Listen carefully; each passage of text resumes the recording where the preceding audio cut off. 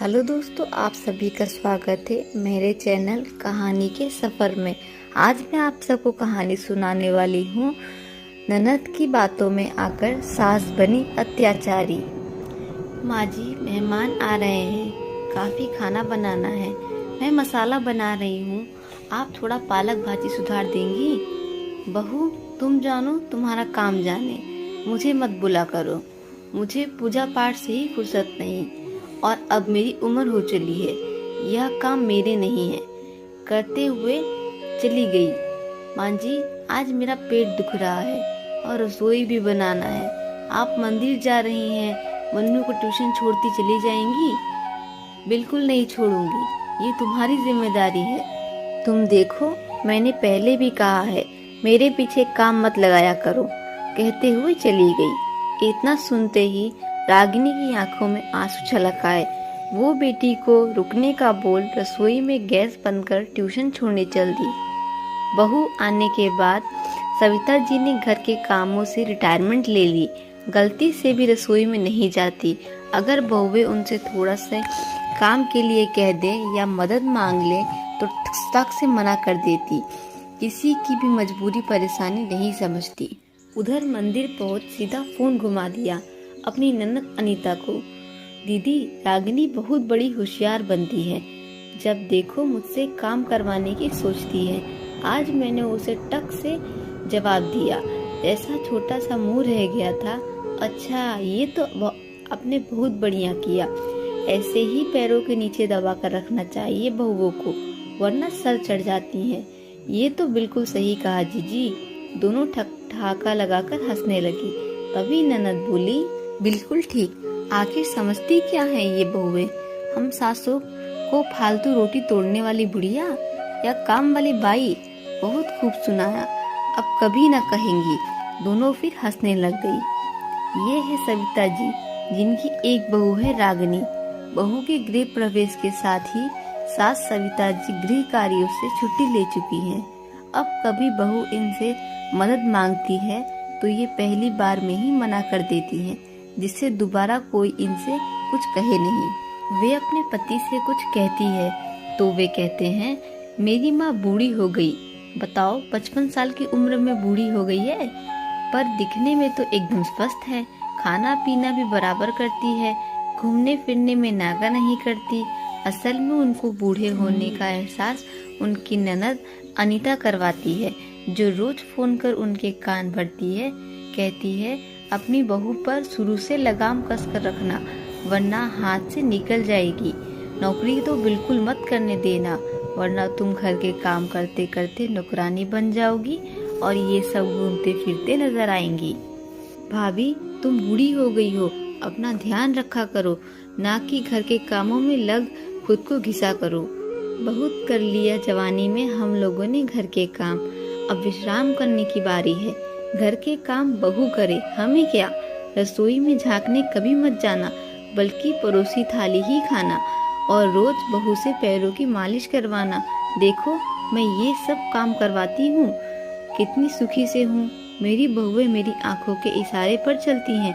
बस सविता जी अपनी ननद की बातों में आकर अपनी बहुओं पर दिन रात हुक्म चलाती हैं। इसी वजह से बहू को नौकरी करना तो दूर, उनका घर से निकलना, मायके तक जाना मुश्किल कर देती है और अपने किए पर ये सोचकर खुश होती है कि मेरी कितनी चलती है इस घर में। मगर वो नहीं जानती कि अपनी इज्जत अपने हाथों से गंवा रही है। बहू से सम्मान तो मिल रहा था, मगर बेमन से। एक रोज सविता जी बोली, मनोज, मेरी सहेली सुधा का परिवार गोवर्धन परिक्रमा के लिए जा रहा है, वो मुझे भी ले जा रही है। बड़े पुण्य का काम है, मना नहीं कर सकी और मेरा भी बड़ा मन है। बेटा, तू ऐसा करना, मिष्ठान भंडार से 1 किलो सोन पपड़ी, 1 किलो रतलामी से ला देना। ये लोग धर्मशाला में रुकेंगे, मैं तो तेरी बुआ के घर रुक जाऊंगी, फिर अगले दिन वापसी है। हाँ माँ, ला देता हूँ, पर क्या आपने बुआ जी को इत्तला कर दिया है कि आप आ रही हैं? अरे पगले, रोज ही बात होती है उनसे तो मेरी। वो तो घर पर ही रहती है, वे अपने कमरे से नहीं निकलती। ऐसे भाग्य उनके, और मैं उन्हें सरप्राइज देना चाहती हूँ। बता देती तो अच्छा था, फिर जैसा आपको ठीक लगे, बोल मनोज बाजार निकल गया। सविता जी परिक्रमा कर सीधा अपनी ननद के घर पहुंची। अरे भाभी जी, आप अचानक, ना कोई खबर ना कोई फोन। नंदोई सुरेश जी ने दरवाजा खोल उन्हें अंदर आने को कहा। जीजा जी परिक्रमा लगाने आई थी तो सोचा इसी बहाने सबसे मिलना हो जाएगा और जीजी को सरप्राइज देती चली जाऊंगी। अच्छा किया, अनीता तो रसोई में है, जाइए मिल लीजिए, मैं बाजार जा रहा था सब्जी और फल लेने, कहते हुए थैला उठाकर चल दिए।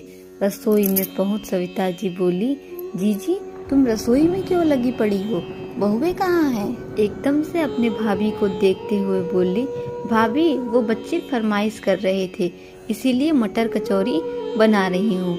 सविता जी ने देखा खाना भी वही बना रही थी। आप चलो मैं चाय बनाती हूँ। थोड़ी देर में बैठक में बैठी पूरे घर में नजर दौड़ा रही थी, तभी चाय कचौड़ी लिए अनीता जी चली आ रही थी। अरे आप क्यों परेशान होती हो, बहुओं को बोल देती। सकुचाते हुए बोली, छोटी तो मायके गई है और बड़ी बहू, अरे ये सब छोड़ो, आप चाय लो ना। हाँ लेती हूँ। और जीजी घर तो बड़ा सुंदर बनवा लिया है आपने, बाहर अंदर से पहचान में ही नहीं आ रहा। आपने बताया नहीं कब बनवाया, और घर का फर्नीचर भी सारा नया लगवाया है।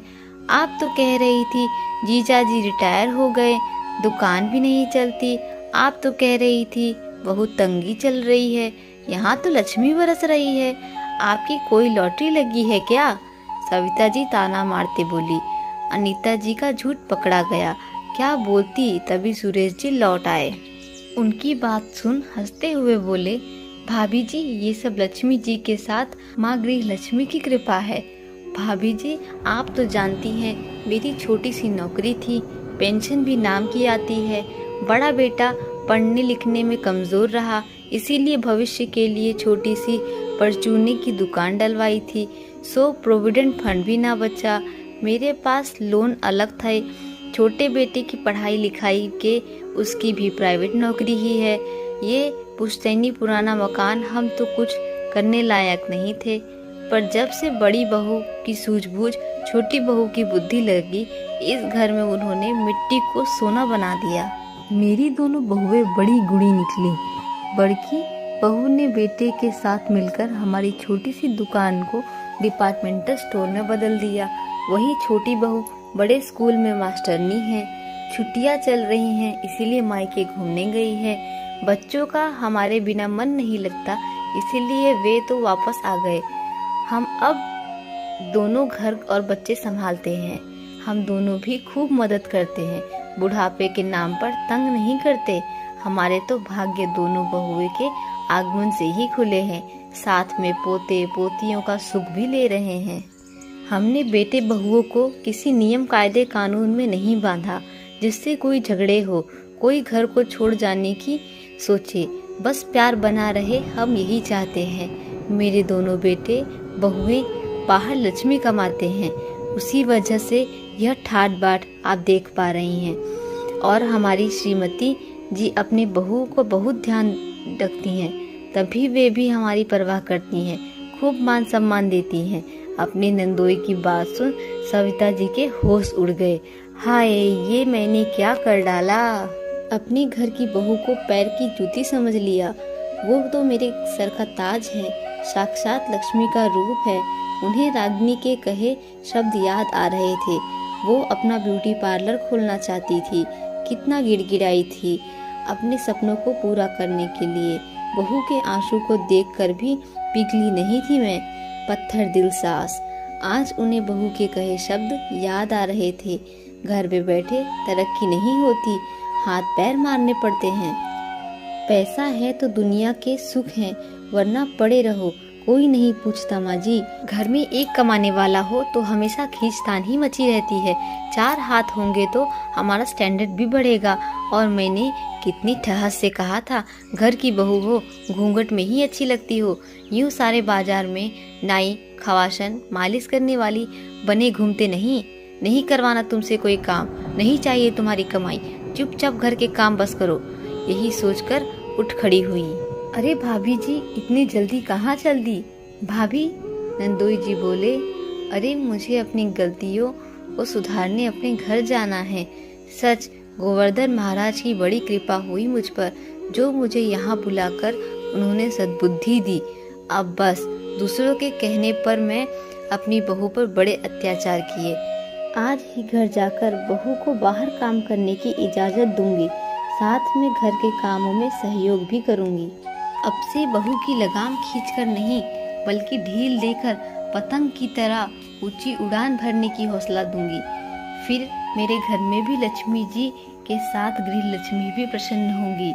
अब से कभी रागिनी की आंखों में आंसू नहीं छलकेंगे, मेरा वादा है।